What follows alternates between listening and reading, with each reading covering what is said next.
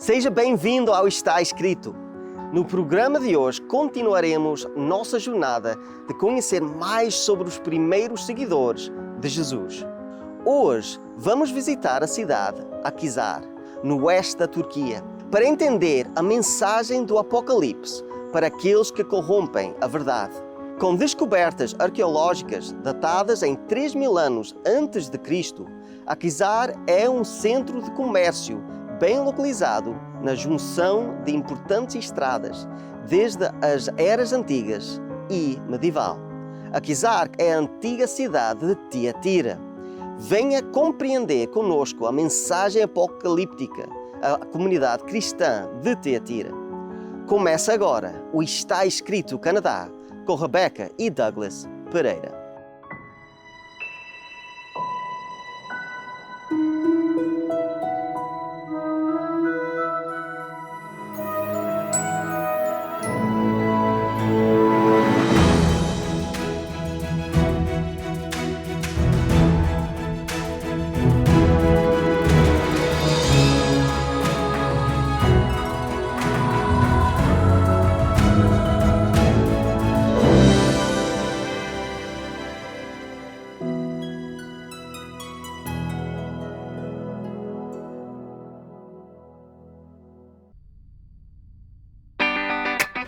Akhisar está localizada no lado oeste da Turquia. Situada na grande planície de Akhisar, a cidade ficava na parte norte do antigo reino de Lídia. Atualmente, Akhisar ainda é o centro comercial e de negócios em sua região. A cidade moderna é conectada a Izmir e Manisa, duas províncias, por ferrovia e estrada. Exporta algodão, tabaco, grafite, ópio, lã, pastas e corantes. A antiga Akhisar é quase inteiramente coberta pelos edifícios e ruas da cidade moderna. No entanto, edifícios e ruínas dos tempos antigos e da Idade Média ainda podem ser vistos em toda a cidade. As principais ruínas da antiga cidade que podem ser vistas hoje estão na seção de Tep Mezari, no centro da cidade de Akhisar, localizada em um quarteirão cercado e fechado. Este complexo provavelmente é do século V ou VI, e ele era um edifício cívico e não uma igreja. Várias inscrições gregas estão entre as ruínas da antiga Tiatira, e muitos outros foram levados para o Museu Arqueológico da cidade de Manisa. Muitas moedas foram encontradas no local, evidenciando que associações de padeiros, ferreiros de bronze, olearia, tecelãs de linho e curtidores eram ativos na cidade. A cidade moderna de Akhisar se espalha pela superfície da antiga cidade de Tiatira do primeiro século. A origem e o significado deste nome são incertos. Alguns sugerem que Tiatira significa doce sabor do trabalho. Tiatira foi fundada por Seleuco I como um posto militar avançado para proteger uma das cercanias de seu império. Uma vez que não possuía fortificações naturais, ela dependia fortemente do espírito de seus cidadãos soldados para compensar sua vulnerabilidade. Em 190 a.C., a cidade foi passada para os romanos e se tornou parte do reino de Pérgamo. Com a chegada de condições estáveis sob o domínio romano, Tiatira foi destinada ao crescimento e à prosperidade como centro de fabricação e comercialização. Uma característica notável de Tiatira foi o grande número de associações comerciais que floresceram lá. Uma vez que as associações comerciais estavam inseparavelmente interligadas com observâncias religiosas locais, elas representavam um problema especial para o bem-estar econômico dos cristãos. Os cristãos que eram membros desses negócios comerciais tinham dificuldade em manter uma fé não comprometida em vista da pressão das associações para adorar nos vários templos da cidade e participar das festas das associações, a maioria delas com conotações religiosas. De acordo com Atos 16, Paulo, Silas e aparentemente Timóteo viajaram para Filipos, onde encontraram uma mulher chamada Lídia, que é descrita como da cidade de Tiatira e vendedora de tecidos de púrpura. Lídia se converteu ao cristianismo e junto com a sua casa foi batizada. Lídia então insistiu que Paulo e Silas ficassem em sua casa durante sua visita a Filipos. Não se sabe mais nada sobre esta primeira cristã convertida em solo europeu. Escreva esta carta ao anjo da igreja em Tiatira. Esta é a mensagem do Filho de Deus, cujos olhos são como chamas de fogo e cujos pés são como bronze polido. Sei de tudo o que você faz. Vi seu amor, sua fé, seu serviço e sua perseverança. E observei como você tem crescido em todas estas coisas. Contudo, tenho contra você uma queixa. Você tem permitido que essa mulher, Jezabel, que se diz profetiza, faça meus servos se desviarem. Ela os ensina a cometer imoralidade sexual e a comer alimentos oferecidos a ídolos. Dei a ela tempo para que se arrependesse, mas não quer se arrepender de sua imoralidade. Portanto, eu a lançarei doente numa cama, e aqueles que cometerem adultério com ela sofrerão terrivelmente, a menos que se arrependam e abandonem a prática de tais atos. Matarei seus filhos, e então todas as igrejas saberão que eu sou aquele que sonda mente e coração. Darei a cada um de vocês aquilo que seus atos merecem. Tenho também uma mensagem para o restante de vocês em Tiatira, que não seguiram esse falso ensino, as verdades mais profundas, como eles dizem, e que na realidade vêm de Satanás. Não lhes pedirei coisa alguma, senão que se apeguem firmemente ao que já têm, até que eu venha. Ao vitorioso que me obedecer até o fim, eu darei autoridade sobre as nações. Ele as governará com cetro de ferro e as despedaçará como vasos de barro. Ele terá a mesma autoridade que recebi de meu Pai, e também lhe darei a estrela da manhã. Quem tem ouvidos para ouvir, ouça o que o Espírito diz às igrejas.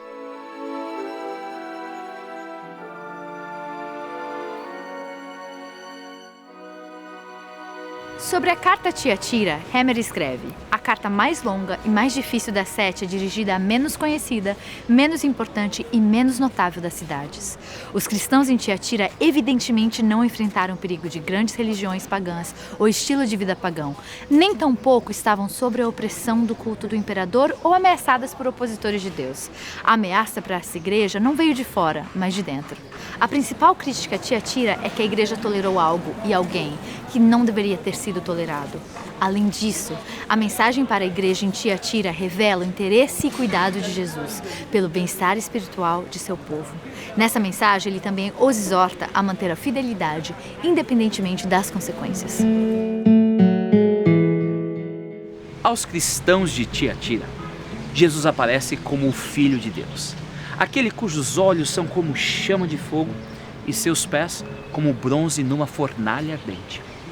Na visão inicial, Jesus aparece como um filho de homem, mas aqui, ele é o Filho de Deus. Está em forte contraste com a adoração cultual local a Apolo, que foi fundido com o do imperador, identificado como Apolo encarnado, de modo que ambos foram aclamados como filhos de Zeus. Consequentemente, não é o imperador ou a divindade guardiã de Tiatira, mas o Cristo ressurreto, que é o verdadeiro Filho de Deus. A descrição de Cristo nos lembra o mensageiro divino em Daniel. Os olhos como tochas acesas, os braços e pernas como o reflexo do bronze polido. Os olhos flamejantes simbolizavam a capacidade penetrante de Cristo de ver as partes mais íntimas dos seres humanos. Os pés, como bronze polido, significam sua estabilidade intransigente. A igreja está evidentemente sob um exame intenso e cuidadoso pelo discernimento penetrante daquele que sonda mentes e corações. Eu sou o Senhor e não há nenhum outro além de mim, não há Deus. Sendo todo-poderoso, Ele é o único Deus. Ele está preocupado com o que se passa no seu coração, sua alma, sua motivação.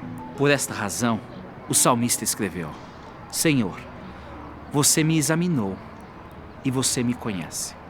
Você sabe tudo o que eu faço. De longe, você entende todos os meus pensamentos. Você me vê, estando eu trabalhando ou descansando. Você conhece todas as minhas ações. Mesmo antes de falar, você já sabe o que vou dizer. Por isso, devemos ouvir a voz de Deus e o seu convite. Meu filho, me dê o seu coração. O Cristo glorificado está bem ciente dos atos que caracterizavam a igreja de Tiatira. Eles são listados como uma série de qualidades cristãs louváveis. Amor, de que nada é maior. A fé, porque é fundamental ter sempre uma confiante dependência em Cristo. Serviço, pois é isso que o Mestre espera encontrar seus servos fazendo.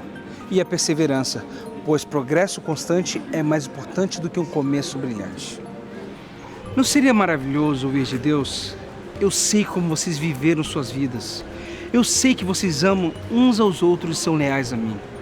Eu sei como vocês ajudaram uns aos outros e conheço sua capacidade de perseverar. As realizações da igreja em Tiatira não são pouco impressionantes. O amor, a fé, o serviço e a perseverança são todos mencionados. E então a frase é acrescentada que os crentes em Tiatira estavam alcançando mais agora nessas áreas do que antes, o que sugere um crescimento na maturidade cristã. Uma situação razoavelmente incomum, uma vez que a tendência é a entropia espiritual se firmar nas igrejas. A mensagem para Tiatira é a única das 7 que contém um reconhecimento de melhoria.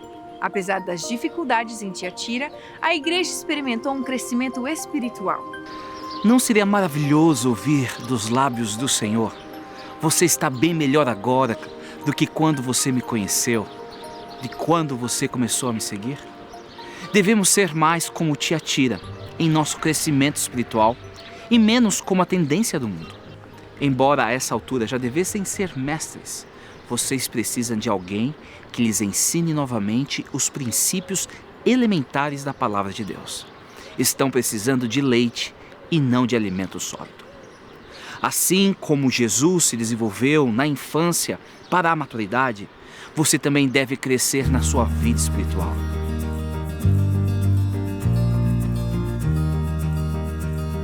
A igreja em Tiatira era claramente uma igreja dividida. Na superfície, era uma igreja muito ativa, cheia de amor e fé, manifestada em serviço e perseverança.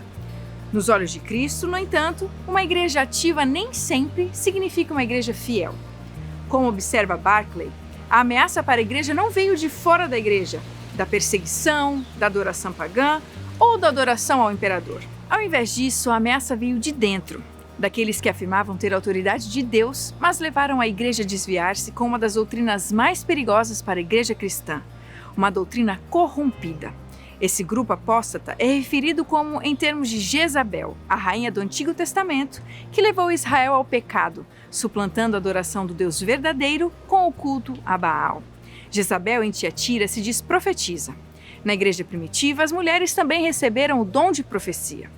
O dom de profecia foi altamente respeitado porque os profetas eram considerados como recebendo revelação direta de Deus. O fato de que uma mulher exerceu um papel de liderança tão influente no cristianismo do início do século não é único. Antigas inscrições judaicas da Anatólia e de outros lugares testemunham muitos papéis de lideranças importantes de mulheres em sinagogas. De acordo com Eusébio, mais tarde a profetisa cristã Amia foi ativa na Filadélfia. Jezabel em Tiatira afirma ter o dom de profecia. Ela é retratada como uma pessoa que ensina e engana meus servos a fornicar e comer coisas sacrificadas aos ídolos. Ela se intitula uma profetisa, mas o seu ensinamento é falso. Foi o que encontramos nas igrejas de Éfeso e Pérgamo. Enquanto essas duas igrejas eram assediadas e lutavam contra esses ensinamentos falsos, a igreja em Tiatira, como o texto grego claramente indica, permitiu ou tolerou sua presença. A profetisa ensinou abertamente e promoveu o alinhamento com os padrões terrestres.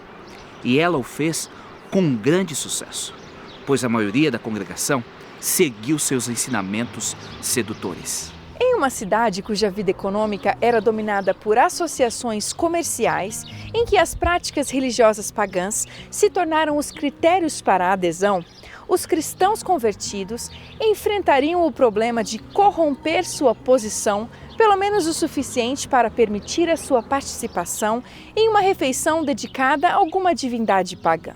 Rejeitar essa acomodação poderia significar isolamento social e dificuldades econômicas. Com sua tendência nicolaíta, a profetisa poderia sugerir que um ídolo não é nada. Os crentes, eles não precisavam passar pela privação e as suas consequências e correr o risco de não conseguir a licença comercial. Eles deveriam simplesmente ceder à realidade. Cristo, no entanto, fala com grande severidade sobre qualquer corrompimento, concessão desse tipo. Como eles não estavam dispostos a se arrepender, mesmo após um tempo considerável de graça, Jezabel e seus associados adúlteros sofreriam muito e seus filhos seriam mortos. Somente uma minoria, que são referidos como os remanescentes, não sucumbiriam à sua influência persuasiva e permaneceram fiéis ao evangelho pregado por João. Enquanto a igreja de Éfeso carecia de amor ardente e se concentrava apenas na obediência a Deus, tornando-se legalista e severa ao lidar e verificar com aqueles que não eram doutrinamente saudáveis, a igreja em Tiatira foi para outro extremo. Ao enfatizar o amor e o evangelho, esta igreja tolerou os falsos ensinamentos que perverteram a sã doutrina e conduta, causando muito mal à pureza do ensino do evangelho e da unidade da igreja. Toda geração de seguidores de Cristo, você e eu, devemos enfrentar e perguntar: até onde devo aceitar e adotar normas e práticas contemporâneas? Por um lado, os cristãos não devem negar a fé. Por outro lado, eles não devem negar seu pertencimento à sociedade. A causa de Cristo não é servida se os cristãos aparecem como um grupo de pessoas antiquadas que sempre tentam se retirar do mundo real. Os cristãos vivem no mesmo mundo que seus vizinhos e enfrentam os mesmos problemas. Eles devem encontrar soluções cristãs. A profetisa e seus seguidores estavam tão preparados para se conformarem com as práticas dos vizinhos pagãos que perderam de vista a posição cristã essencial. Eles tinham exaltado a conveniência sobre o princípio. Se o cristianismo tivesse sido assim, certamente se tornaria apenas como um dos outros cultos orientais, que tiveram seu momento e pereceram. O Senhor ressurreto aponta para a própria essência da vida cristã, quando ele insiste em altos padrões de conduta moral.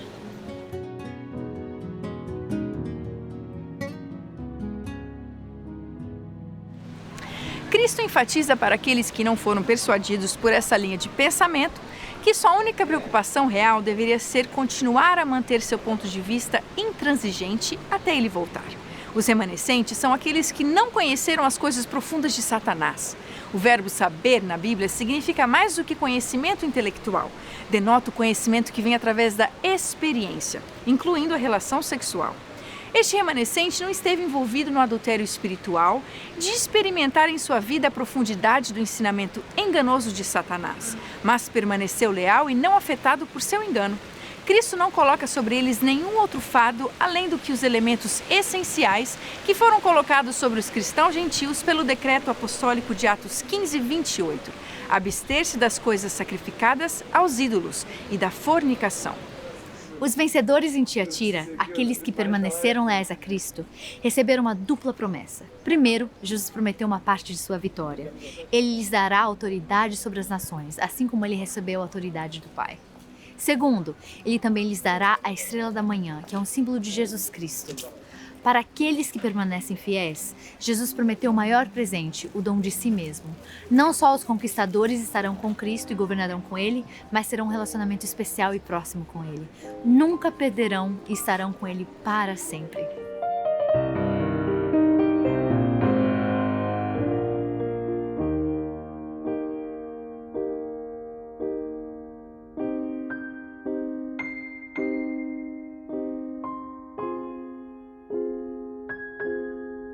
Se você está ouvindo esta mensagem hoje, é porque Deus não desistiu de você.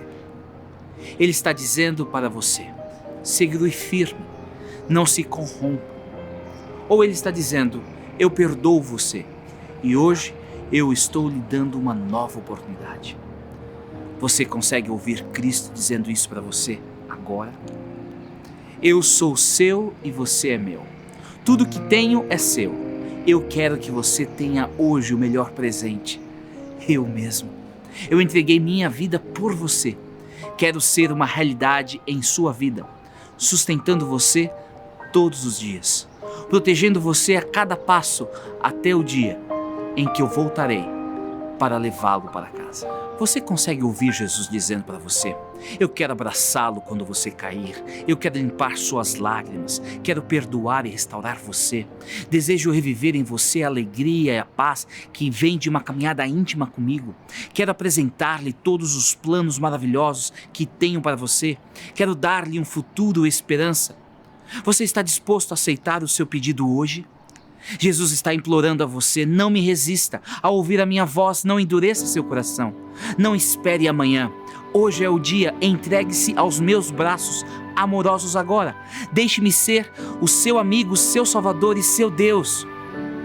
Como você responderá ao apelo de Jesus?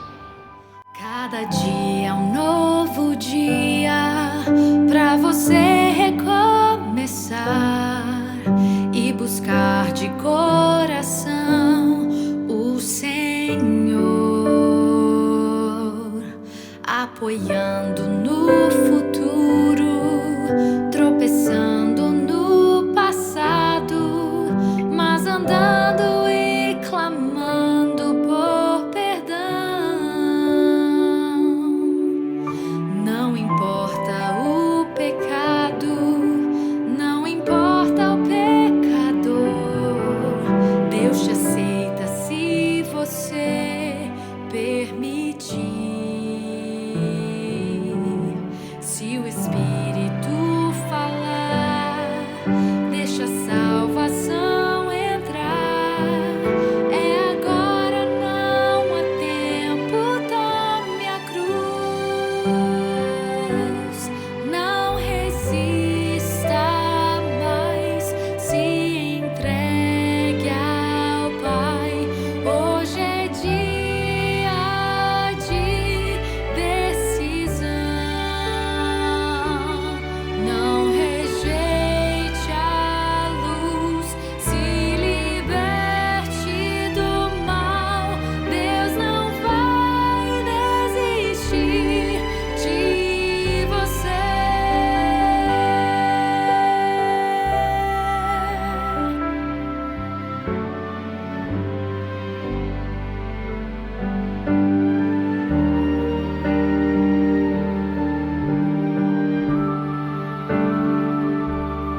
Se você não vê motivos para sua vida continuar, se você se acha indigno para Deus, este é o seu momento. Não o deixe escapar. Não demore, venha a Cristo sem tardar. Não resista mais, se entregue ao Pai.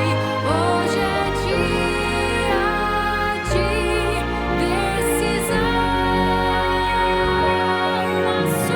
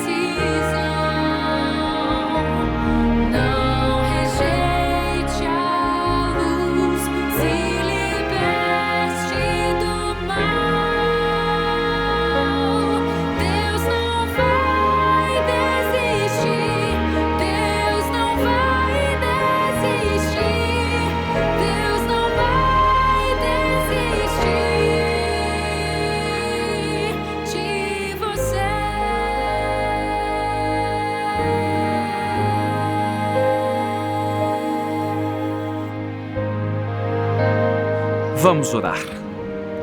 Querido Pai, obrigado pela nova oportunidade que o Senhor nos concede a cada dia.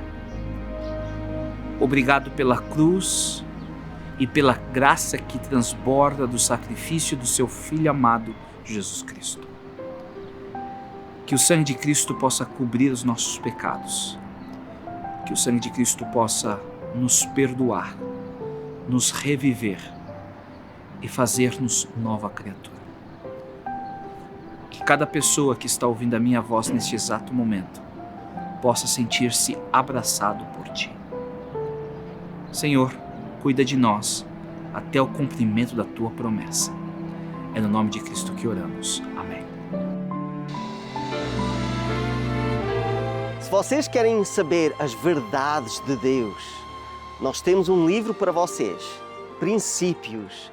É um livro que vai explicar as coisas principais, as verdades principais de Deus. É completamente grátis e vocês podem receber. É só nos contactar com a informação que vai ser dada agora. Visite o nosso website www.estaescrito.ca.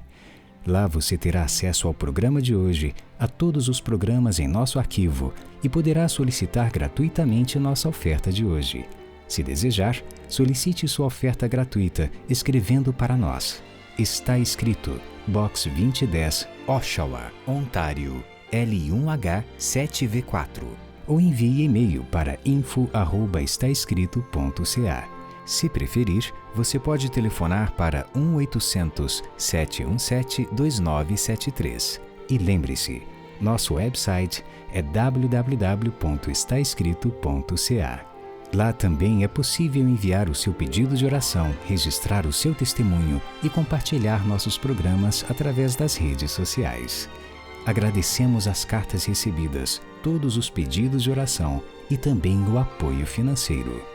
Tínhamos muito mais para dizer, mas infelizmente chegamos ao fim do episódio. Mas na próxima semana vamos continuar com esta jornada. Até lá, lembrem-se que está escrito: nem só de pão viverá o homem, mas toda a palavra que sai da boca de Deus.